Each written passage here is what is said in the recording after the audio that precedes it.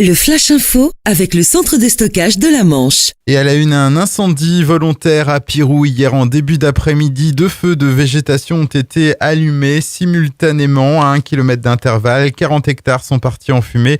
Une soixantaine de pompiers venus de 12 centres de secours ont été engagés. La gendarmerie a ouvert une enquête. Et on vous en parlait hier, plusieurs centaines d'euros ont été retrouvés en octobre dernier sur la plage de Collignon à Tour-la-Ville. C'est un promeneur qui avait découvert le butin et qui l'avait ramené à la police. Le propriétaire s'est finalement manifesté hier matin auprès des services de police.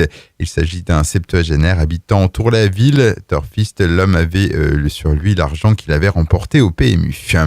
Des militants anti-nucléaires à Flamanville hier après-midi. Ils faisaient partie d'un convoi parti d'Indre-et-Loire samedi dernier.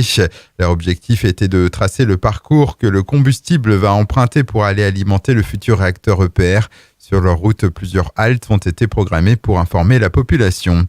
Un appel à la vigilance à Cherbourg-en-Cotentin. Ces derniers jours, le commissariat de police a reçu plusieurs plaintes de propriétaires de voitures qui ont été ouvertes sans effraction et fouillées alors qu'elles étaient stationnées sur la voie publique. Lunettes, ordinateurs ainsi que plusieurs objets ont été volés. Une enquête est ouverte. L'offre de soins va bientôt se renforcer dans la Hague à compter du 1er avril. Un cabinet d'ostéopathie va ouvrir au centre santé et soins sur la commune déléguée de Beaumont-Hague. Aux commandes d'Axel Lavenu, qui exerce déjà depuis 1 an à domicile. Et à partir de la semaine prochaine, la jeune femme originaire de Gréville-Hague proposera ses services sur rendez-vous dans son nouveau cabinet. Et puis en vélo, c'est Arvid De Klein qui s'est imposé hier à Elbeuf-sur-Seine lors de la 3e étape du Tour de Normandie. Le Néerlandais a devancé Nicolai Brockner, vainqueur de la première étape. Et au classement général, c'est d'ailleurs le coureur danois qui prend le maillot de leader.